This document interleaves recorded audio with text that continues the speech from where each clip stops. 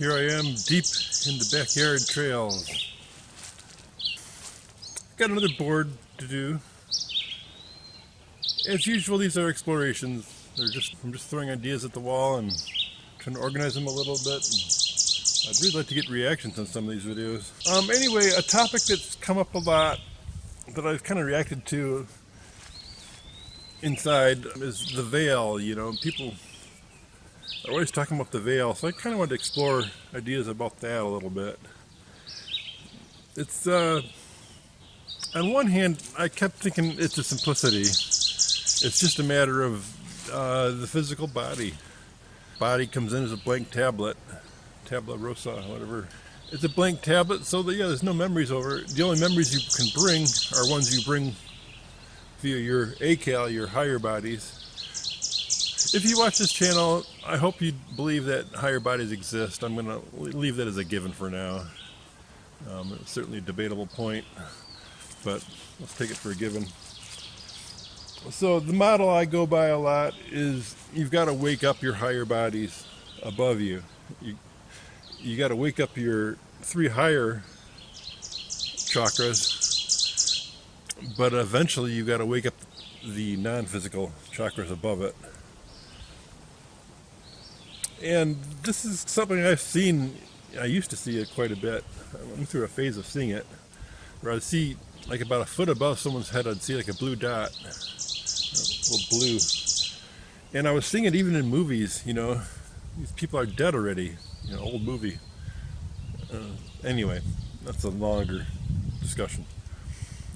But yeah, there's something about that. There's something about upper bodies. At any rate, when you come into the physical, you come into a blank tablet. So that's the veil, and that's pretty much the thing. Everything fits into the veil. The veil is everything has to fit into its matrix. Yeah, the brain is a trainer for reality. A trainer for consciousness is something I'm thinking of. Maybe consciousness develops in the brain, even though it doesn't depend on the brain. The brain is, in this model, is kind of like a matrix or a scaffold for the brain to build on, like putting blank honeyforms in the honeycomb. I could think of a better example. Then I started thinking other things about the veil. Maybe it's not just maybe it's not just purely physical. How are we connected to the acal, the non-physical?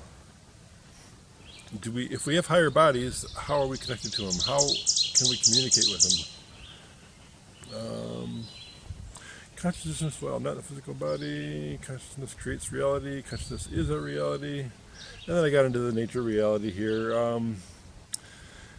Individual realities versus group realities. In a way, we're in a group reality.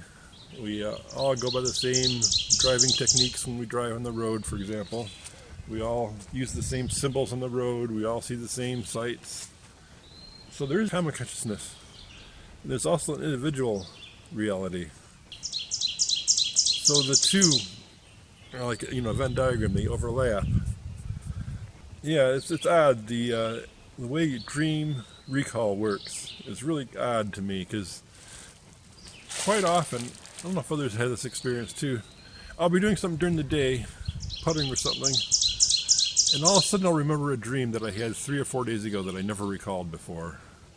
So I didn't recall the dream, I didn't write it down, didn't have any idea of the dream, but here 3 days later, in the middle of doing something, I get a flash of that dream.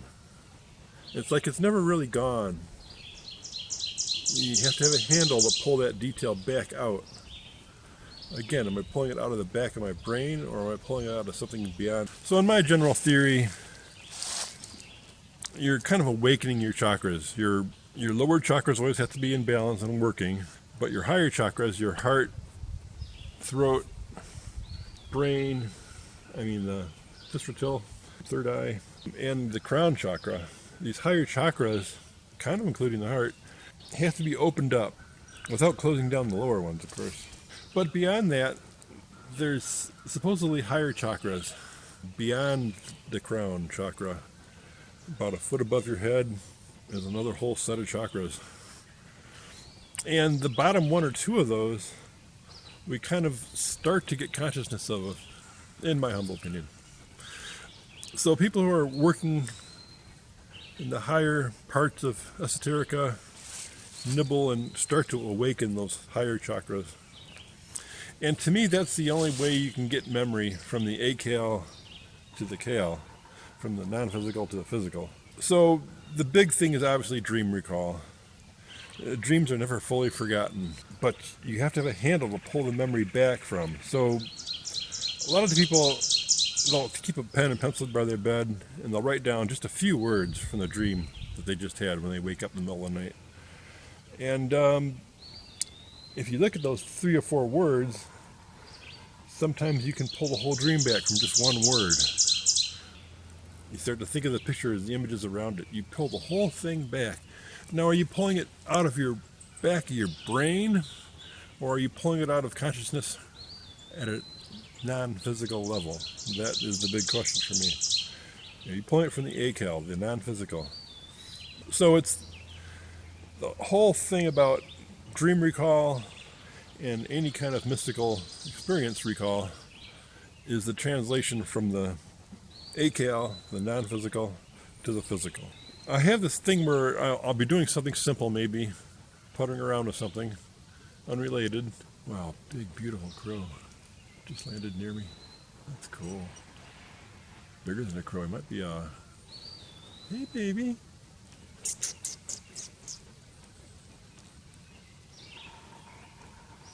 You're not able to hear him. Might be a raven even. Anywho, dreams are never fully forgotten, so you're able to take a little handle and pull it back out. Pulling it out of what is the question? Consciousness, now, while not in a physical body, consciousness creates reality. Consciousness is our reality. Lorna Byrne, On the Pulse with Patricia Falco Bacali, talks about an angel having a memory, moving a memory to the back of her mind. So she was concerned about remembering something and how it would affect her life, and the angel moved it to the back of her mind, where it wasn't conscious anymore, but it was still back there somewhere. What to do with that, I don't know. Was it moving it from the physical brain somehow? Was it moving it deeper? See, that's the big division we have to figure out, is the physical brain, the consciousness, the mind, spirit. Some of that stuff's not physical. I don't care how brain-centered you are. And it's that division between the physical and the non-physical where we have the biggest obstacle in getting information through that barrier. So, yeah, my general... I'm saying a lot of stuff twice because I don't know if I already said it before. I'm doing a second take here.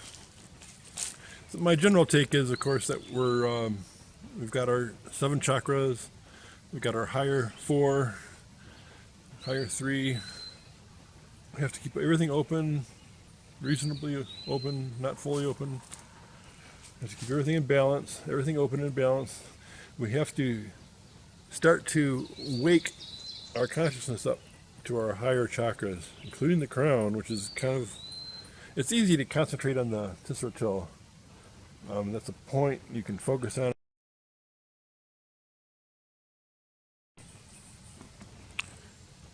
The third eye gives you a focus point, between the eyebrows, a little bit back, the tisrotil, third eye, kind of the brain center.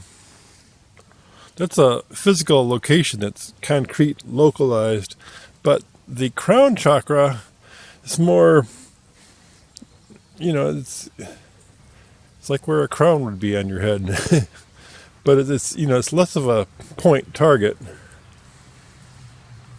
So, and then if you think about the stuff that could be above your head, that blue dot that some of us see, I'm not the only one. I'm kind of going out there to say that that to me that dot is the next octave, the next 7 chakras as a whole. So I'm kind of going by the idea that was from the Law of One people, where the octave is actually 7 levels, And then the eighth is actually all 7 of them together for the eighth. Sort of kind of a strange system. That's the octave. And the next octave, probably the ball that I see of blue light is the whole octave, not the next chakra. Who knows? Kind of a theory. Maybe I'm seeing all of them at one. I'm not really resolving it into 7 individual chakras. Kind of likely. So obviously any kind of past life recall or pre-birth recall is going to have to come from those upper chakras, from the akal, the non-physical.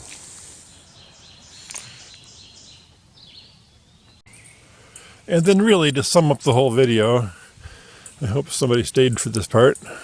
The gem is at the end, you gotta stay. So to sum the whole thing up, you can't take it with you, you know. When you die, you're gonna lose all the contents of your brain mind. You better have developed something above your brain. Your mind needs to expand. And to me that means these upper chakras. Meditation, lucid dreaming, OBE attempts, you know, the interest in that stuff in general. Teach the consciousness to function without the brain. That's the question. So yeah, in a lucid dream, OBE, you have to function without your brain, and you got to learn how to do that, I suppose. And the better you do that while you still have a brain, the better you're going to get along without one. Which is something I said before. You know, I think some people do a little bit easier time of Alzheimer's than others because they can live in their spirit more. The other odd thing I'd kind of like to add is the chakras from the heart chakra up, more so with every chakra. Check this out.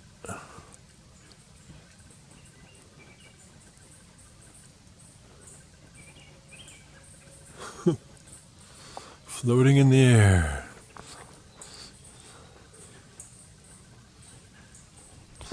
Anywho, as you go higher up, there's more of a universal, less individual nature to the chakras. And then when you get to the Tisratil, the kind of the mental chakra, you're kind of everything at that point. I don't know how to say it. You go beyond that to the crown, you kind of are everything, especially when you go to something above the body. So that may be where people get these weird dual identity things going on. You may be tapping into somebody else's life, not a second life of your own, but you're kind of tapping into somebody else that's maybe spiritually related to you, possibly, or close to you. Who knows? Things to think about.